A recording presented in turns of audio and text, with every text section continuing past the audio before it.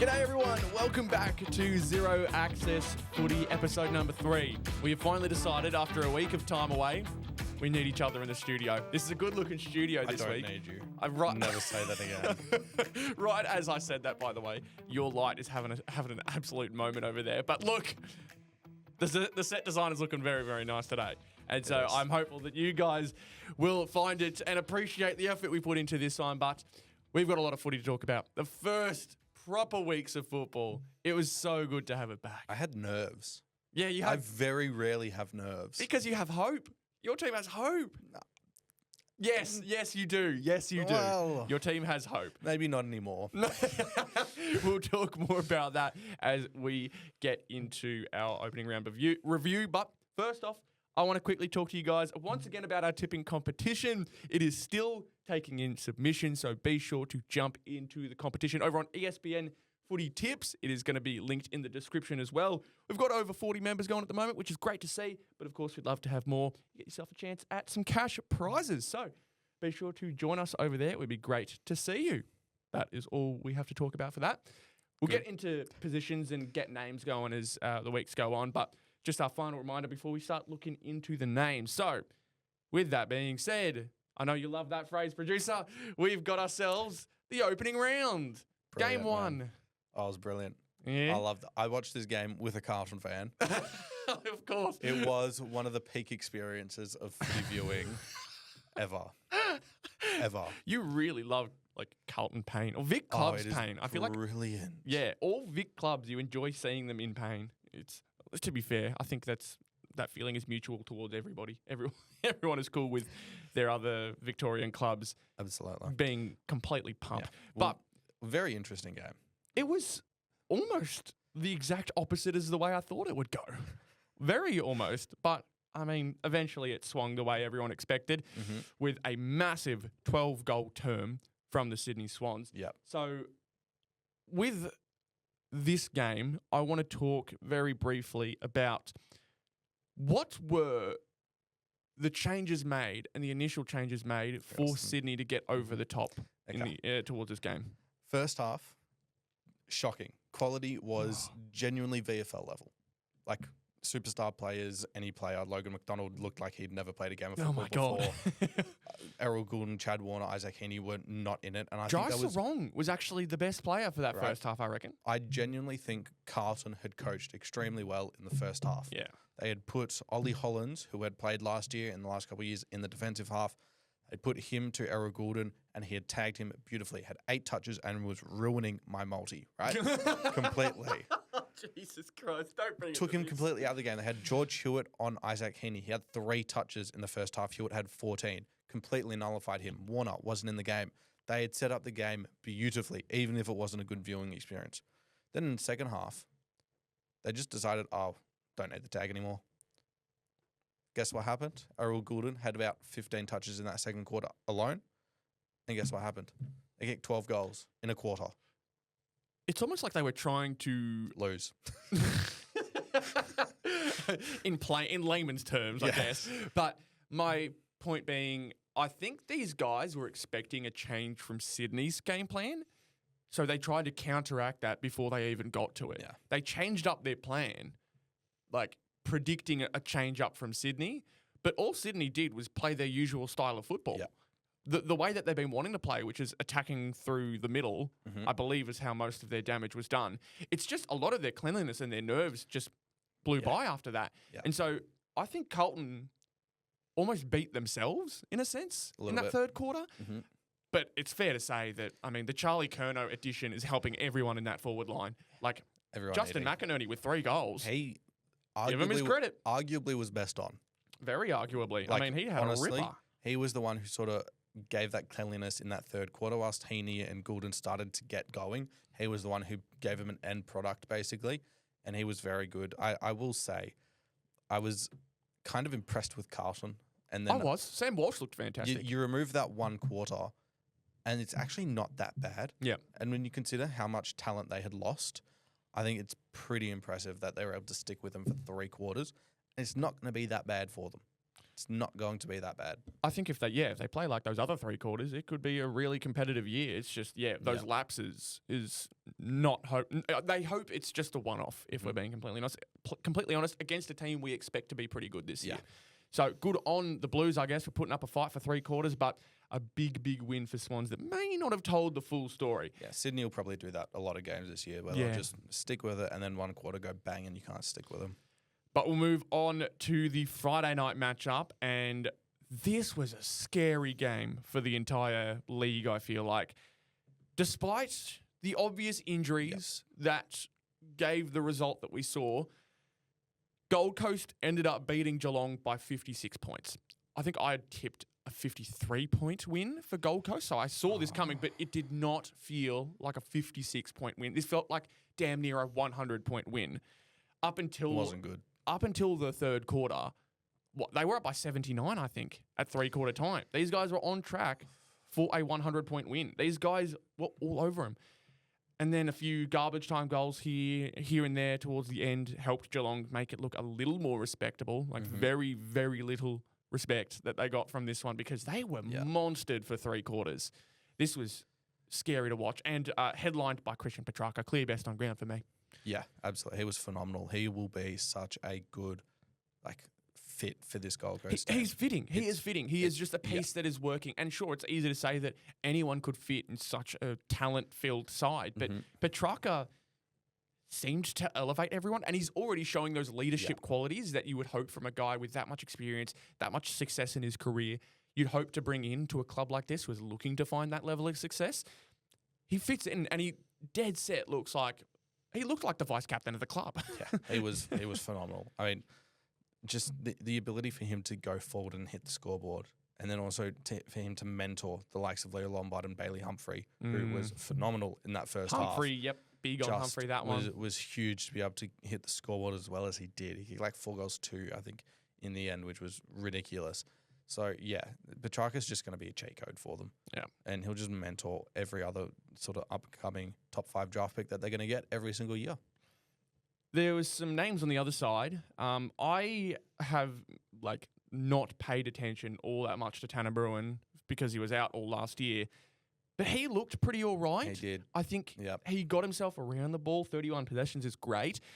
Some of his decisions with his kick were probably my only gripes because they loved to just, for some reason, put it on their forwards' heads, and they don't have the Camerons, the Dangers, the ones who maybe could make something out of it. So Sam Collins and Mac Andrew were just manhandling them for the first half.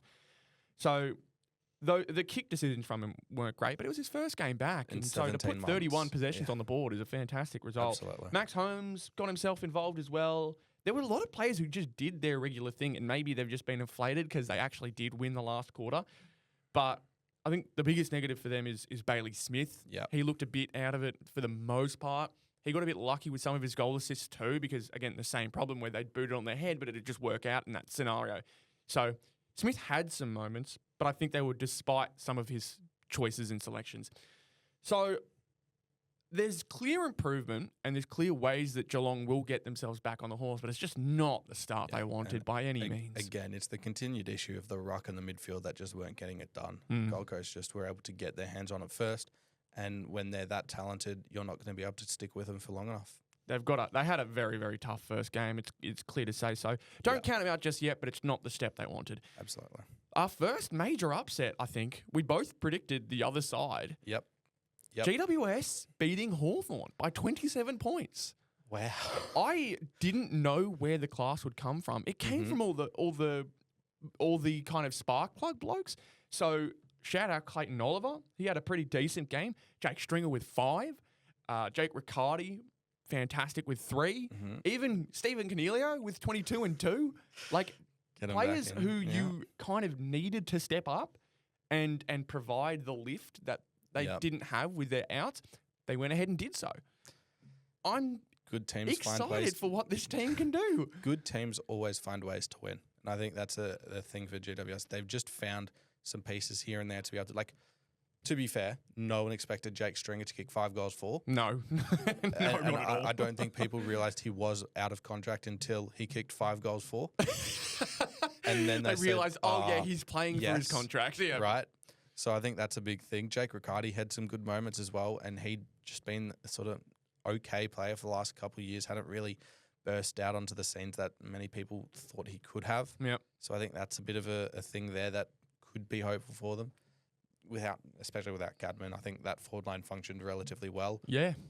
But again, like, they just found ways to win, and their midfield absolutely torched Hawthorn. It's crazy to see how much it tipped in GWS's way, because the idea was, when we got into the discussion of it last week, where is GWS going to find these players? Turns out we should have been saying that about Hawthorn. Yes. Because I feel like my idea of Gunston and Watson being their only two players was a pretty good pick out, because Watson had 2 and 17 possessions. You could argue his effectiveness, but Gunston had 4. He's keeping up his form from last year, from what it looks like. Jack Ginnivan had 2. Chol kicked 2. There was some good players, but it's the midfield, like you mentioned. It's their midfield, but also forward of the ball, there were no issues. Behind the ball, I'm so glad Josh Battle got 5 kicked on him. Of course, you bring it back to a Saints thing. Of course. Why? Well, he's no longer a Saint, so it's not a Saints thing. Yeah. It's just a Josh Battle is not that good. You do have to respect his name a bit more, though, because that's all Australian Josh Battle to you. They also really just looked slow. Like, to me, they just looked slow. They were able to get forward and be effective forward of the ball, but behind the ball, they just look slow. And that's the thing. Like, Tom Barras is basically 30, if not over 30. James Sicily is over 30. Jack Scrimshaw's, I believe, 27, 28 now. Josh Battle's also 28 now. Like, and you would argue young. Trash. What do you mean argue? you would argue that he's trash. No, because he is trash. There's no argument for it. There's no argument for him being good. It's just automatically how he is. Okay, whatever. So, yes. Glad Hawthorn's going to be bad. It's going to be it could be a bad year for them, you know. They have some real issues in the midfield. There's a chance. Considering this to us is a surprise, we'll have to wait and see what next week has in store for us. It's a them. Bills false. We've got what I think is game of the round. Oh, absolutely. Not even close. Brisbane Bulldogs. I got this bang on. This could be like game of the year. I couldn't believe how on the money I was with my prediction, though. I had to bring it up. I had to. I had said Dogs by 5. Mm-hmm. Both sides score 100 points. How? I genuinely cannot believe that's how it went. Either way, without glazing myself too much, the Dogs were fantastic everywhere we expected them to be. Midfield was great. Ed Richards, phenomenal player. Oh my God, how good was him? How good was him? How good was he? Going full caveman. Bontempelli stepped up where needed. Yeah, they looked like they were going to kick themselves out of the game in this one. There were some real bad misses here and there. I think what was funny was Bailey Williams was like 1 goal 4, 1 goal 5, but his 1 goal was bloody fantastic. Did he have like 5 scoring shots? What the hell? He was unbelievably like underrated in this game, and he really stood out in just that one particular moment. He was 1 goal 4. 25 possessions. Christ. Bailey Williams, if he had kicked straight, this wouldn't have been a game. Sam Darcy, 2 goals, 2 as well. They really did. I mean, oftentimes they were kicking to him in a 1-on-1 against what we think is the best defender in the league, Harris Andrews. And I think both of his goals came either from a free kick or from the run of play. It's just what Sam Darcy can do. So, honestly, holding to 2 goals is pretty decent. Charlie Cameron, my sneaky AA pick, 4 goals, most goals in the game. Just saying, I could be on a heater there, but just a huge stat night. Huge stat night. Topped, I think, by Ed Richards. Like you mentioned, Ed Richards was player of the game for me. 30 and 2. It puts into question for me, this is the question I want to raise with you for this particular segment. Do the Dogs make the top 4 with this backline? Because I think it is clearly proven that their midfield and forward can get it done against the best. However, they did give up 100 points. That being said, they managed to beat the double reigning premier. Like, there's a lot of questions that this game opens up, because already the narrative of them not beating top 8 sides, it's done. They've got nothing to worry about unless it's a complete fluke. But against Brisbane, if you were to say that if they beat Hawthorn, I'd say yes, there's an argument that it is just a fluke. They beat Brisbane. What does this say for the rest of their season? Nothing about how they played really changed me. Because, again, we know that the Dogs have always been able to put up 100 and they will always almost be able to concede 100 at the same time. So for them to just 1 week be able to beat the top team, right? And we know Brisbane have also struggled early, which is another thing. I'm not overly convinced yet. If you can do this 2 more times throughout the year where you beat a Gold Coast, where you beat a Sydney, where you beat a Geelong, then yes, okay, I'll finally be convinced maybe their defense can hold up just enough for their offense to be able to be that good. But as of right now, I'm still not fully buying in. Okay. That's completely fair. I mean, like we said, the results that we expected kind of played out, stayed close, right? They nearly kicked themselves out of the game, but because of how talented their scoring options are, they found their way back in. It's just the way that teams with that much forward talent can play things out. I'm a bit more hopeful for them. They just played a really exciting game. Tim English looks fantastic even with the adjustment to a ball up, which is something I'm constantly keeping an eye out for this year. Yeah, it's the idea of whether there's certain players that thrive with this new section. He would thrive, and it looks like he's loving it. He's loving it so far. That's where we'll go though with Brisbane Bulldogs. I feel like it could be a video all on its own. That one we could talk about that for ages. But absolutely. With the final game of the round, I'm going to let you take the reins for this one. Give me your thoughts. Where do I start? Start with the final score. I will throw hands. No. Listen, I'm glad we got 80K. I'm disappointed we didn't push 85-90 though.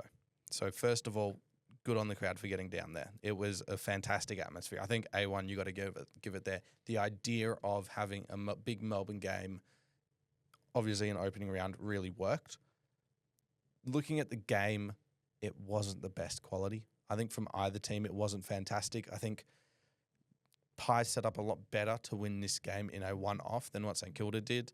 I think when you talk about the midfield being able to put Perryman on Naz was a really smart move for McRae. They'd never really tagged anyone before, so him being able to flick that switch and go was really important, was really able to mute him completely. Like he nullified him very much so, aside from a play in the last quarter we had 3 touches. Kick in, got the handball receive, kicked it, got the handball receive again. Like that, and that's just what Naz can do, right? But I think aside from that, they set up a lot better than what St Kilda did. I think I don't know whether the kick ball out the back and just hold on to the possession was really what they were trying to do or what they was forced to do, but they executed it really well. They just sort of nullified any of the Saints' ball movement, were able to get back really effectively, in which case, anyone clowning Ross Lyon's ball movement, you do not know ball because... He doesn't kick the ball, mate. What game plan ball movement? What Craig McRae did was 100 times worse. I love watching him crash out. It's so much fun. just didn't crash out. I'm watching. No, I can see you fuming behind your eyes at that one. No, I'm just getting pissed off you're interrupting me. Sorry, keep going. Craig McRae, if their game plan was to just kick the ball around, they had the 5th most uncontested marks in a Collingwood game ever. It was boring as batshit, but it was effective. So the thing is, whether it was him or whether it was just how they had to play, it worked. And I thought the way that they were able to drag the Saints players into the stoppage, into the contest, and then be on the outside, I thought was really effective. The amount of times there were Saints players, 3 of them who went for the ball, and Collingwood players had 3 out the back it was way too much. Yep. And it just killed us. I think but the Saints ball use inside 50 was horrendous. We had 23 more inside 50s. You look at all the stats, the Saints were the better team, but we just weren't effective going forward. Collingwood had like 40 inside 50s. They kicked a ridiculous amount of scores from that. They were very effective, and that's what we expect from them. It's what happened at the start of last year. It faded away. Maybe it happens again this year. Do you think that's part of a gelling process? Do you think that's just the Saints trying to get on the same page, or do you think that they maybe should have lowered the eyes more often than they did? Did they trust too many players in one-on-one contests? No, it was lowering the eyes. There were a lot of times where there was a player either if you switched it around the 50, you would have been able to get it to him open, and we just didn't. We bombed it long, and having Rowan Marshall there just didn't work. My big burning question for the Saints was, could Rowan Marshall be a good enough forward, because he's not agile and he's not going to be able to get hit up on a lead. unless he's against a ruckman, and if he's playing as a forward, he's not going to be on a ruckman. So I think that was a big thing, and it just didn't work, and he's now concussed, so he's going to miss next week. I'm very much concerned about our forward line, not so much behind the ball. Yep. The midfield was still very poor. Darcy Wilson and Jack McRae were dreadful, Mm-hmm. but we were really poor. Collingwood played very well, and we were still only 2 goals behind and still had a chance to win the game late. So I think there's still a fair bit of positive you can take out of it. Yeah, absolutely. I think you're dead right with that one. To make it 2 goals against a side like that is pretty good. I think the idea that we've been very high on St Kilda, so for them to come out and play in a way that they kind of got manhandled in a sense. I think they just got outplayed, outcoached, outplayed, outsmarted, basically. We lost to the better team, the more experienced team, the more polished team. Yeah, and I think we over-analysed how easy it could be for them to gel. Yeah. So we take the L. I mean, I'll take the L too. Screw it. I'm not a Saints fan, but I'll take it. Yeah, some of the crits had some really good moments. Like TDK was great. Liam Ryan had some really good moments. Got a great video of his goal in the fourth quarter right at the start. Fantastic set shot. And I mean, Sam Flanders had his moments. Don't think it was the best. But again, first game as a midfielder in probably 2 years. So what more can you really expect? Yeah. With that all done and dusted, we have gone through all the games. Let's look at Macca's Man of the Week. It makes a return in 2026. Of course, we couldn't get rid of it. Be glad. I damn near forgot it. Oh my God, it's back. It's Even making the lights go get seen. crazy. Is that movement based? I'm trying to work out because that light has been going no nuts idea. behind you. I don't know if you've seen it, but it just went crazy for me. Literally. Either way. Yeah, it's still going. It hasn't stopped. It's going nuts. All right. Macca's Man of the Week. Same process as we did last year. 1 vote, 2 vote, 3 votes in the same way as you would do with your Brownlows. Yes. That's how important Macca's Man of the Week is to me. So we'll start off with the positive sides, and we will have a negative side, of course. Damn. There is another side that hasn't been announced just yet. Mad donkey. I was going to introduce it to the new viewers, you flog. 1 vote. I'm giving it to Clayton Oliver. Ooh. I gave it to Clary because I was worried for him in this one, Mhm. and I think he played a super vital role. He played the Yeah. exact way we wanted him to play, even if it was without Tom Green, Yeah. and it was to play that hard-nosed, spark plug type of almost design that GWS is making for a lot of their players, where you find your moments and you take them. You work as hard as you can in those non-guaranteed, statistical moments, and you get rewarded on the back end of it. And it paid out in spades for not just GWS, but for himself. So I wanted to give Clary a bit of credit for that. Yeah, a bit of love. My 2 votes was Ed Richards. I feel like Ed just... it was between him and who I've got at 3 for that top spot, because there were 2 completely outstanding players for me this week. So long as you don't have one player, that's fine. It's not Josh Battle, you're right. Ed Richards. Ed Richards. Even the light liked that joke. Ed Richards. Ed Richards, all over the ground. Potential, game-changing plays from him. Like, I believe he was the game winner. The one that put the Dogs over the line. Just fantastic all-round game from him. He was fantastic and is making a really, really solid case just for the Dogs in general in 2026. And my 3 votes is Christian Petrarca. Okay, thank you. Who did you think I had? It wasn't Nick Daicos. Yeah, good, because it was not that good. I know. It was overrated. You're going to say that. For the game, not as a player, for the game. He was had a not fantastic that good. game. I'll give him that. I think He had a honourable good mention. game. He was not one that I fantastic. thought about. He was one that I thought He had about. a good game. It wasn't fantastic. But Christian Petrarca fit in so seamlessly, did so well. For a first game in a new club, it couldn't have gone any better. Yeah. And the only one who was fighting for his spot for me was Ed Richards. Feel for your D's fans. Yeah, I know. It was a tough week for D's fans if you're a fan of the Macca's Man of the Week, giving you PTSD. Macca's Donkey of the Week. There was one scenario. I saw you move towards the screen. Still going. I saw you move towards the screen like, where's the slide? I was waiting for it. That's a goated picture. Still goated. Macca's Donkey of the Week. There was one particular instance that stuck out to me. Yeah. Daniel Gorringe on his podcast. A bit of We should talk about it. A bit of a strange move from him, airing Sam Doherty's comments like that. I Because think Doherty let him put it out there, but Okay. not verbatim, not Yes. word for word, not actually play the audio. Play the clip. audio clip. That was to be a fair, what's bit Sam much. Doherty doing sending an audio clip? Because They're how good else mates. is... No, they're good mates.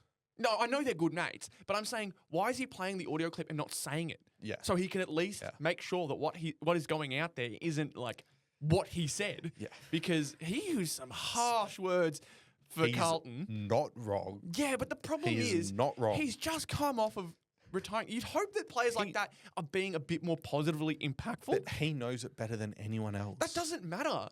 You've got to, at the same time, still continue to push these. If your previous, legend of the club, if one of your most recent retirees is going out shit talking you 6 months after he's left, that's not much of a difference from when you left, man.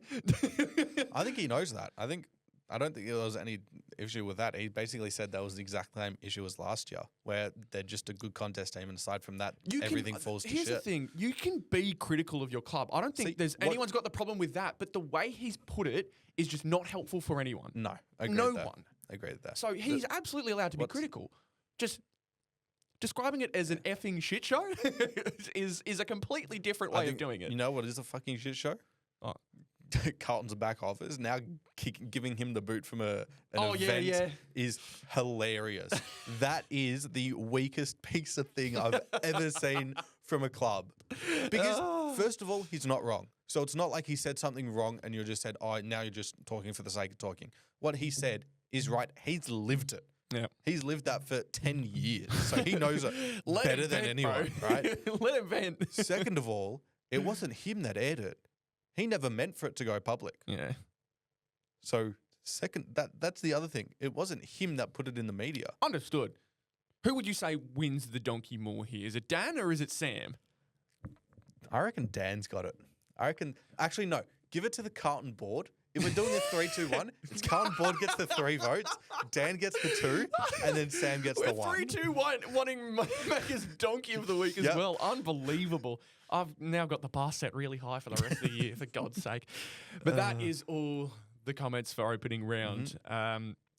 Speaking of opening round, there's continuous discussion as to what is its purpose. Does it have a long-term place in the AFL for the foreseeable future? Because Adelaide have already come out saying they want something at Adelaide Oval in 2027. Because next year, the 150th memorial for the Ashes is going to be at the MCG during Labor Day weekend, I believe. So to time up the exact same as what opening round's been in, meaning they won't be able to play at the MCG.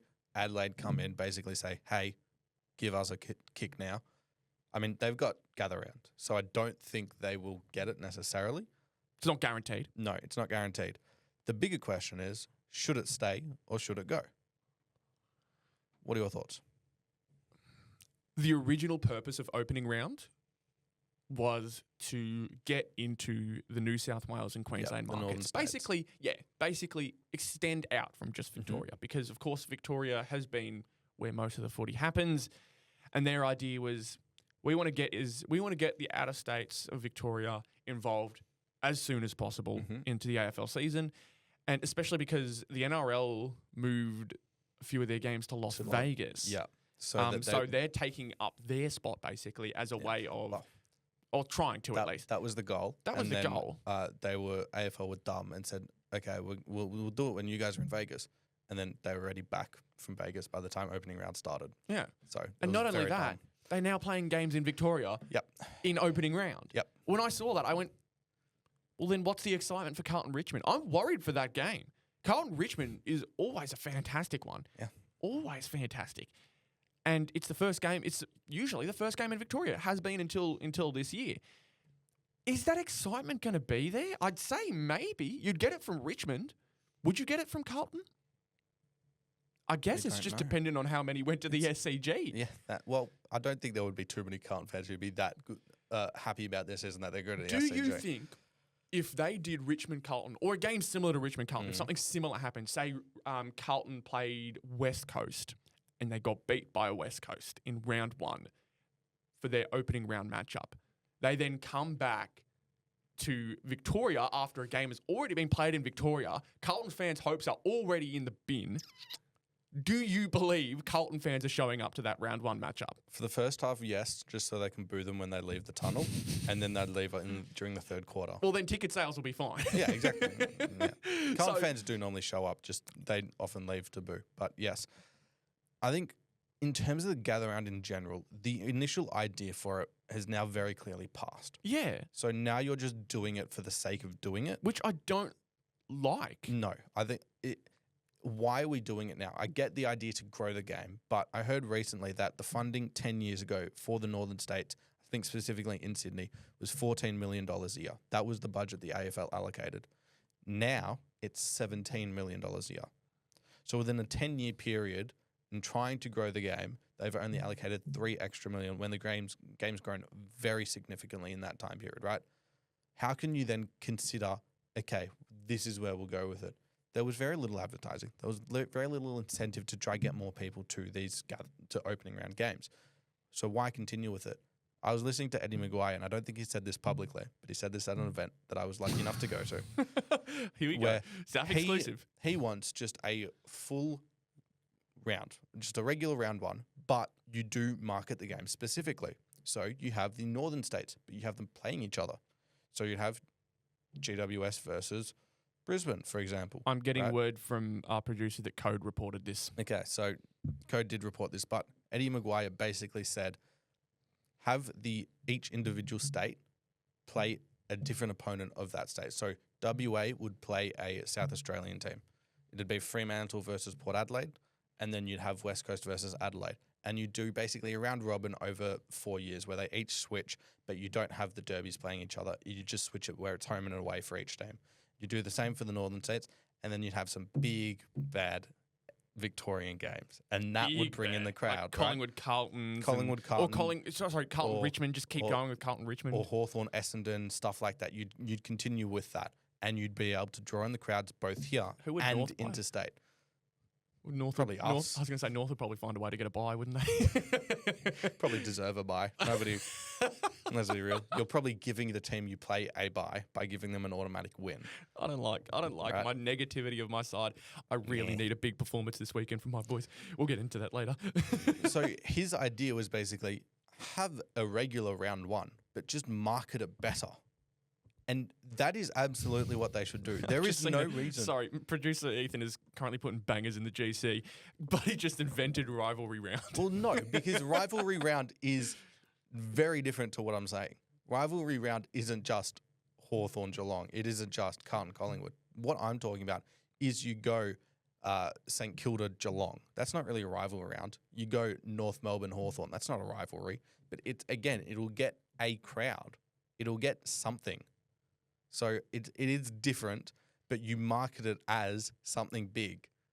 And that is the biggest failure that the AFL haven't done. They haven't marketed enough. Yes, it is just round 1. I don't get this thing. It is you just make a proper round 1, but you market it better. The thing is, I agree with what you're saying. Your marketing's got to be on point.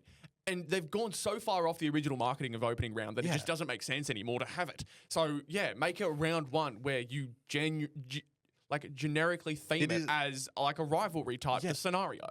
It is just round 1. Why do we need an opening round to start off the season? Why? Why? You did all that yapping just to say, we just need a round 1. That's what producer said. You know what, producer, do you want to hop on the pod? Oh, my God.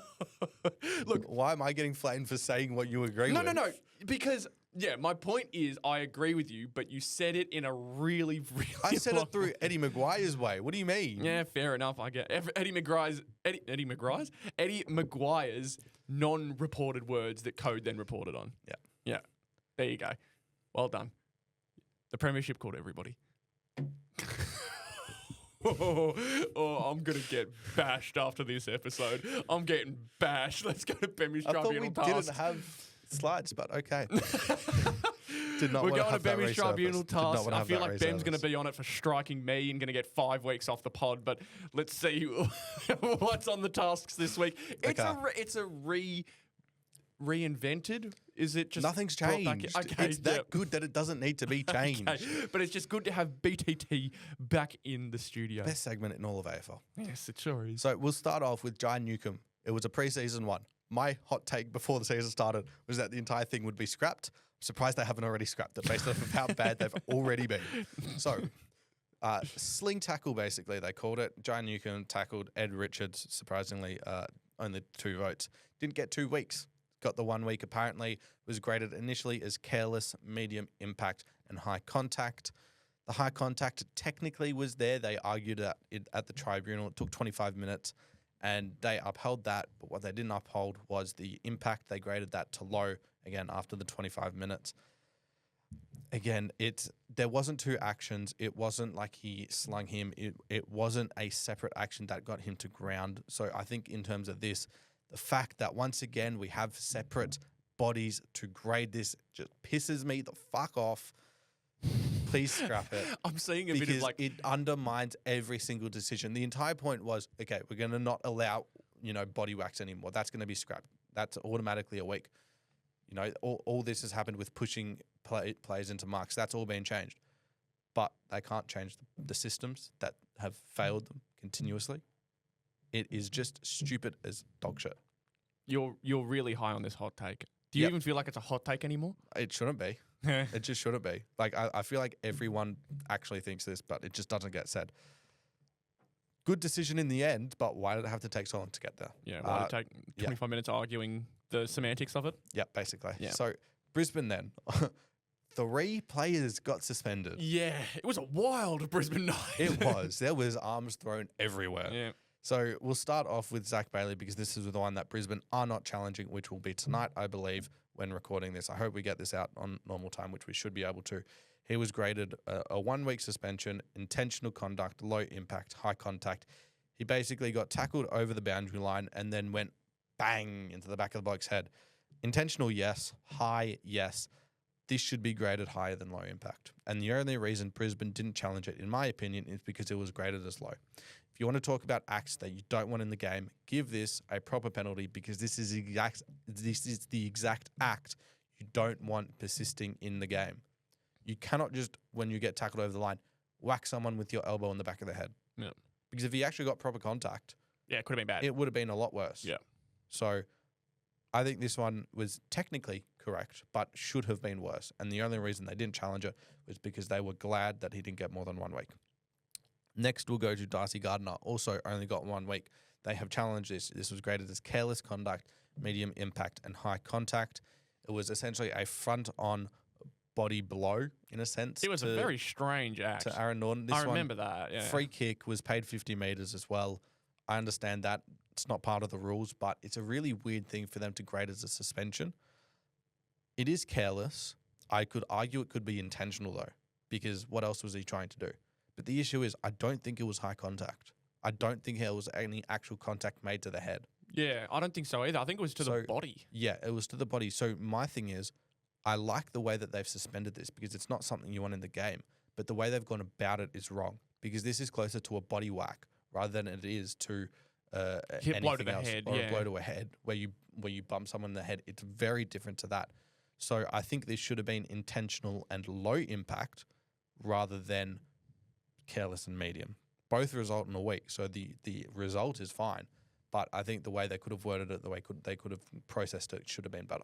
It's just annoying that you can argue the semantics forever, and I think that's where the main problem is coming from all of these ones. A broken clock's right twice a day. Yeah. Right? So you'll get some correct outcomes, but fix it up, the process. And that leaves us with Harris Andrews. 3 week suspension, was graded as careless, severe impact, and high contact. Knocked out Artie Jones. I hope he gets better. I hope he's all good. No issues with that. He had a big shiner. That was a crazy bump that was on his face. This one is very wild. This one is very interesting to me. This is the one that I've found the hardest to be able to grade because he's technically not looking at Artie. I think he has a glance at him. Yeah. Whacks out an arm. That action, if he's not bending down to basically pick up the ball, he's getting him in the body to He's just looking stop to him. block. He's looking to block him. He's not looking. So it's careless, yes. It technically can be graded as severe. I'd probably classify it as high impact, which gets you down to 1, maybe 2 weeks. And then it is high. The issue is, because you've limited yourself to either careless conduct or intentional conduct, that is where the issue arises, because if you have it as a footy act, if you have it as a complete accidental conduct, which is what they used to have, then you're able to give this maybe just a week because you did get him high and it's understandable. That is the thing. I still think you can give a suspension here because in the end, he did knock him out by giving a straight elbow. He knocked him out, yeah. But the action wasn't his intention. The result wasn't his intention. So I think a week I would have been fine with. 3 weeks I think is a bit severe. But if it gets upheld, I'm going to take it because it means he misses the Saints match. Time is a flat circle. It always comes back. It always comes back. That's all I'm going to say. To the St Kilda Saints with you. All I'm going to say. Well, wraps it up.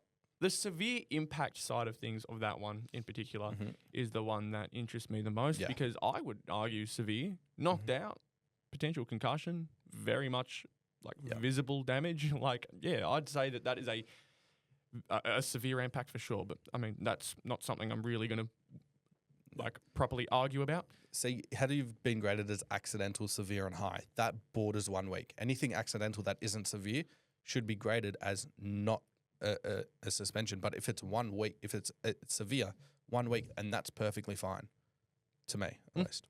Fair enough. That is all we need to talk about, I think, for opening round and even preseason when it comes to John Newcombe. Let's talk round one. The official round one is what you would argue. Carlton versus Richmond, the second game at the MCG this year. Do we see it again? God, imagine Carlton fans. There's like 80K at the G, let's say. 0-2. Right? Oh, my God. Could you imagine if Richmond kicked 12 goals in a quarter? Could you imagine? Lights them up. Oh, God. Jesus. We won't see their proper matchup just yet. This is still a very young Richmond side who were very much playing with a lot of fire last year. Will we see any new guys? Because Sam Cumming we won't see. Sam Grill will be. I'm super excited to see how he plays against a Carlton side that he could blitz through. People are now loving him. Yeah. This is the thing. Yeah. I'm a day one. You can tell everyone I'm a day one. Sam Grill could definitely burst through this team. I'm excited to see what a Sam Walsh domination game could look like, because I think this is what this could turn out to be. He looked fantastic against Sydney, and I think against a team like Richmond, who are still trying to find their feet, he could have a monster game. So keep a lookout for him. I'm high on Richmond, but I don't want to play it too risky. Nah. I don't want to go 2 for 2 Richmond. No, absolutely not. I'm going Carlton. Hopefully in a good game. It's almost always a good game. I'm going to go Carlton by 13 points. Yeah, I like it. I do have some concerns about the way Carlton played because it was so focused on trying to stop Sydney in the first half, and then when they weren't able to do it once again, they were just not good enough. But I just think the youth of Richmond will be able to go with them for a half. But again, Carlton are the bigger team. They're the more physical team. And I think at the coalface, they'll be able to really beat Richmond down. I think as long as Wiedering and Dean can play a real good role, because I'm still very high on Dean, despite him being quite young. I'm high on Wiedering as well. I think as long as their backline holds strong, they'll be completely fine. Yeah, I'm going Carlton by 25, and there's a fair bit of confidence in this pick as well. Fair enough. Essendon versus Hawthorn. We talked about these guys for a big rivalry. We get them round one. We're not too high on the Hawks, but we're also not very high on Essendon here on this podcast.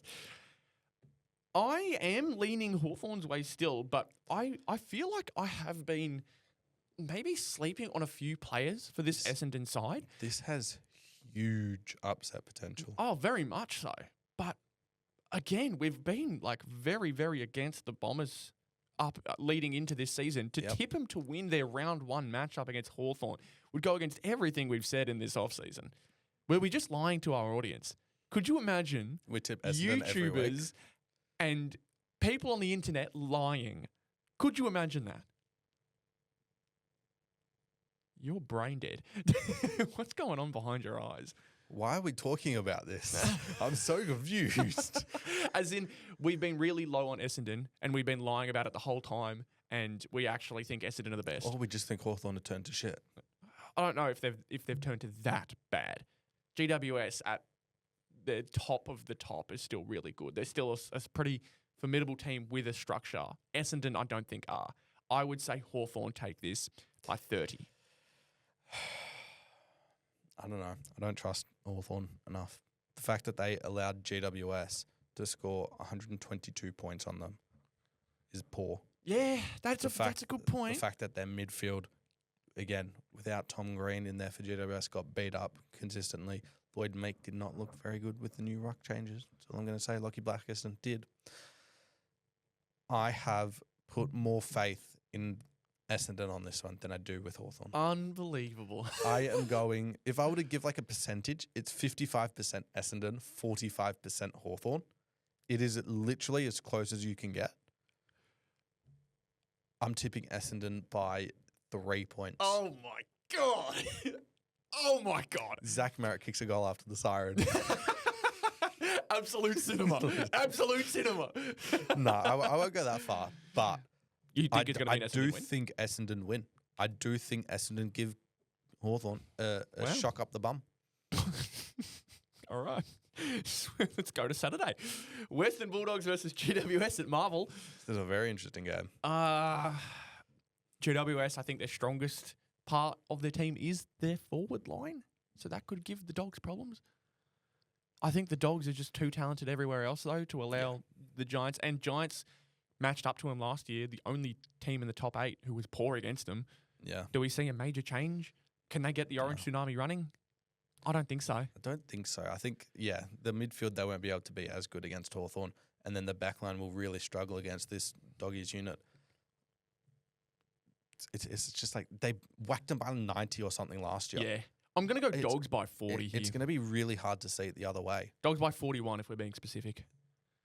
I like being specific. Let's go Doggies by 32. Cool. I just think they're going to be the more talented team. That's all it's going to be. Fair enough. Now, a really underrated one. Geelong versus Fremantle at GMHBA. Very underrated here. Will we see any of the Geelong forwards back? I think Danger should be back. I don't think Jezza will be. No. Well, I mean, Paddy Dangerfield does provide something for them, despite the fact that he's not the type of Paddy Dangerfield we remember. Yeah. We know what he can do. Of course, at GMHBA, so they know the ground a bit more than Freo does. Freo are pretty good at GMHBA, though. Oh, no, they absolutely are. Yeah, thinking back to previous matchups, they've matched up well at GMHBA, but it's more, is it enough to get over the top? I think they are very talented. This was the exact matchup last year that Murphy Reid kicked 4 in 5 minutes in. Oh, you're right. Yeah, I remember that. That was Murphy Reid's first moment.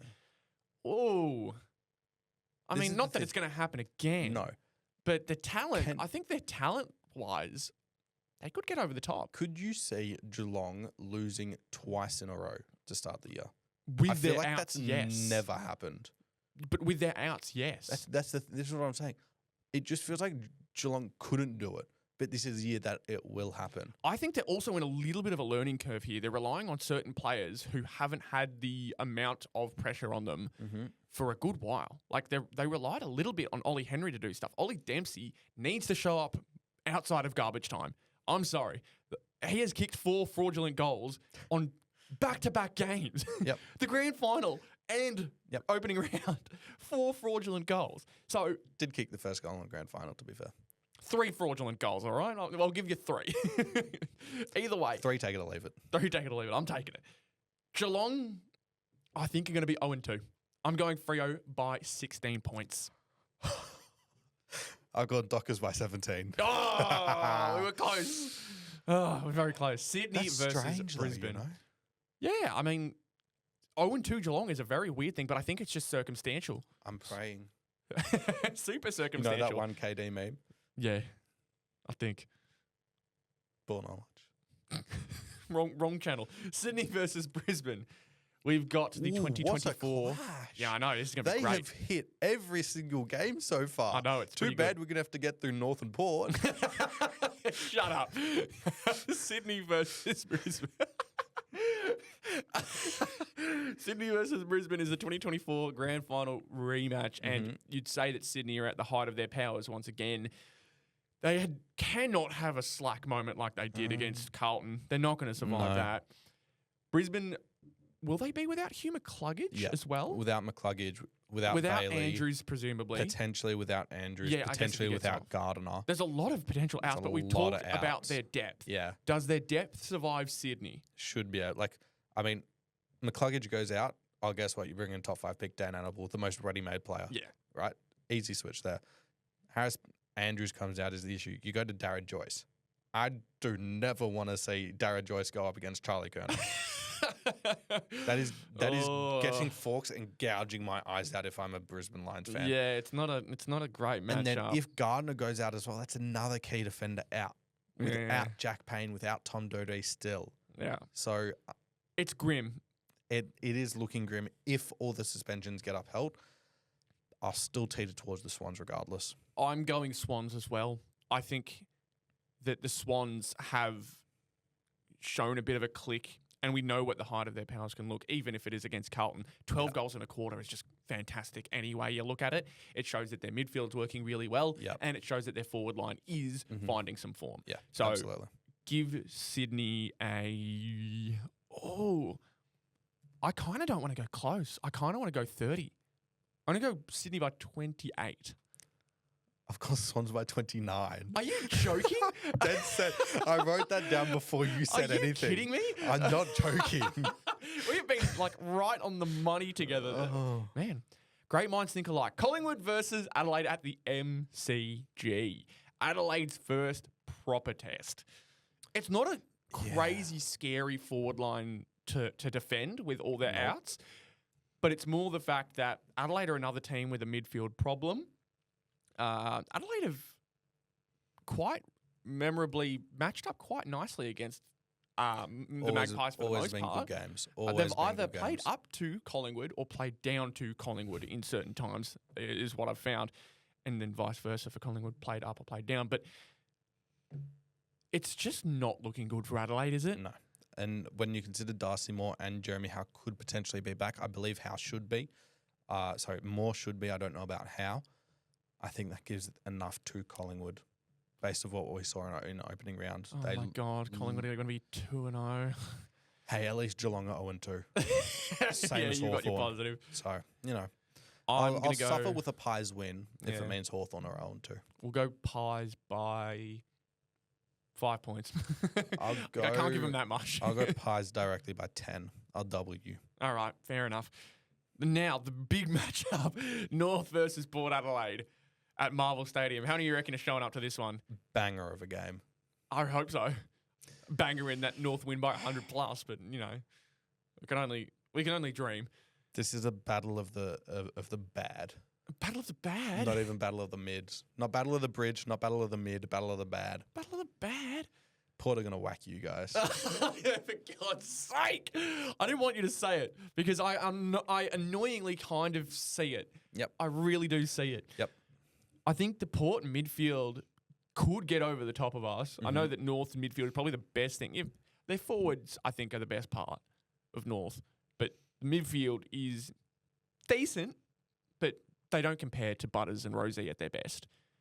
And then you look in the back line, like Horn Francis, there's a chance that he eats us apart and that would kill me inside.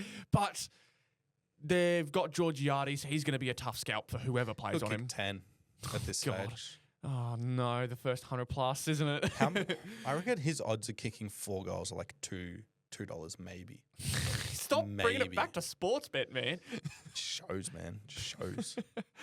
I think this is going to be a Port Adelaide 33-point win. Gone Port by 44. I don't think it's going to be I hate that it's going. I don't think it's going to be God, that I close. hope North shock me. I really do. I need something like they did against Melbourne last year. Speaking of, Melbourne versus St Kilda. Who do we see winning that one? If we lose this, Call the season off. genuinely. You got 2 straight games at the MCG. Be proud of that, man. Yeah, we don't play there again for the rest of the year. Yikes. Damn.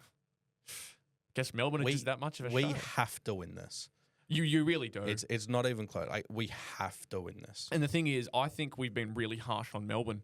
I expect Melbourne to bring a fight in this one. I do too. I'm going St Kilda. Good. The talent on paper says that St Kilda should take this one. Yeah, I agree. I'm going to say Saints by 40. I think they're going to do it. I think. I don't think it's. I think Melbourne are going to fight a lot better in some games. This will be one. I have the Saints by 20. I just think we are a bit outclassing them. I don't want to say like we're genuinely better than them. Do you reckon the 'cause we talent don't will know. get you over the line? Yeah. Yeah. Okay. I see what you're saying. But I think, the preseason has shown Melbourne, they didn't just beat North and Richmond. They were levels above. They were class above. Yeah.